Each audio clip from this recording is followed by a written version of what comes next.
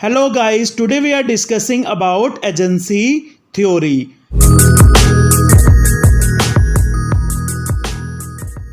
Agency theory को Jansen and McLean ने 1976 में डेवलप किया था। जैनसन एंड मैकलिन का ये मानना था कि किसी भी ऑर्गेनाइजेशन में ओनर और मैनेजमेंट का एजेंसी रिलेशनशिप होना चाहिए। एजेंसी थ्योरी के अकॉर्डिंग शेयर होल्डर्स और मैनेजमेंट के बीच में एक कॉन्ट्रैक्चुअल रिलेशनशिप होता है, जिसमें शेयर होल्डर्स क्या करता है, मैनेजमेंट को फंड्स प्रोवाइड करता है और मैनेजमेंट उन फंड्स को मैनेज करते हुए ऑर्गेनाइजेशन को चलाती है। शेयर होल्डर्स क्या होते हैं, प्रिंसिपल्स होते हैं और मैनेजमेंट क्या होती है, एजेंट्स होती हैं। एजेंट्स के पास ये भी राइट्स दिया जाता है कि वो कंपनी को मैनेज करने के लिए डिसीजन मेकिंग ले सकती हैं। जैसे जैसे टाइम चेंज होता जाता है वैसे वैसे शेयर होल्डर भी चेंज होते जाते हैं, शेयर होल्डर्स बढ़ते जाते हैं और ज़्यादा मैनेजमेंट की भी ज़रूरत पड़ती है। किसी भी कंपनी को अगर अपने बिजनेस को मैनेज करना है तो एक एजेंसी रिलेशनशिप बहुत ज़रूरी है,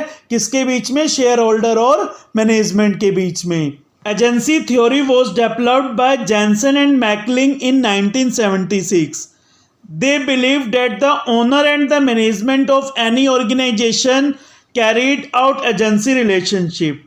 According to this theory, agency relationship meant a contractual relationship where the shareholders provided funds to the company for its functioning and the management carried out the functions and managed the entire organization. Shareholders were considered as principal who employed agents to work on their behalf and management was treated as agents.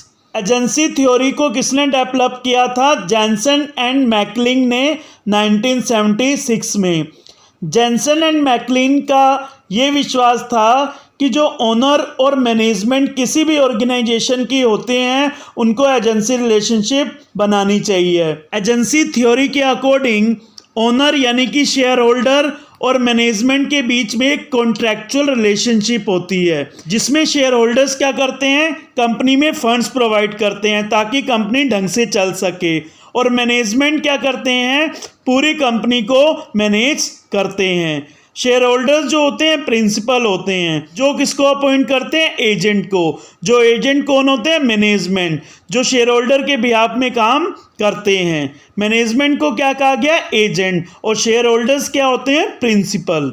This agents were also provided with decision making powers.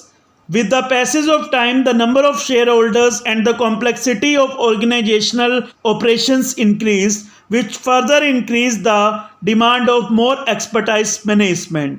ये जो agents होते हैं यानी कि management, इनके पास decision making की power होती है।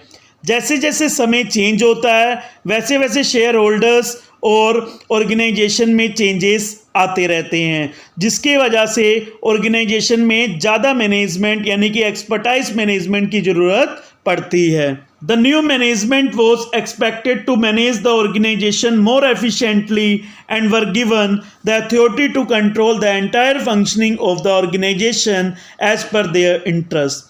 जो नई मैनेजमेंट आती है उससे ये एक्सपेक्टेशन रहती है कंपनी को कि वो ऑर्गेनाइजेशन को प्रॉपर तरीके से मैनेज कर सके, प्रॉपर तरीके से ऑर्गेनाइजेशन को कंट्रोल कर सके अपने इंटरेस्ट के साथ, ताकि ऑर्गेनाइजेशन का भी गोल पूरा हो और मैनेजमेंट और शेयर होल्डर्स का भी ऑब्जेक्टिव पूरा हो। In order to know this theory, one should be clear about the following concepts. अगर आपने ये थ्योरी समझनी है तो आपको ये कुछ कॉन्सेप्ट्स को क्लियर करना पड़ेगा, आपको ये कुछ कॉन्सेप्ट को समझना पड़ेगा। First is the principal of organisation hires an agent to carry out the organisational operations on his behalf. Principal of organisation कौन होते हैं, शेयर होल्डर्स। शेयर होल्डर्स किसको हायर करते हैं, एजेंट को। एजेंट कौन होती हैं, मैनेजमेंट, जो शेयर होल्डर्स के बिहाफ पे ऑर्गेनाइजेशन को वर्क करती है।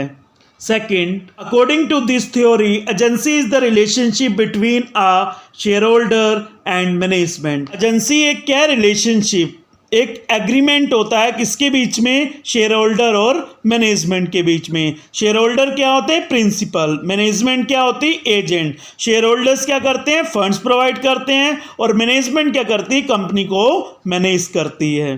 Third, due to absence of trust in the confidence level of the agents, the cost incurred while supervising the agency behavior preferably carried out by principals। अगर share holder agency relationship को follow कर रहा है, लेकिन अगर share holders को agents यानी management पे ट्रस्ट नहीं है, मैनेजमेंट पे कॉन्फिडेंस नहीं है, तो उसकी भरपाई कौन करेगा, शेयर होल्डर खुद करेगा।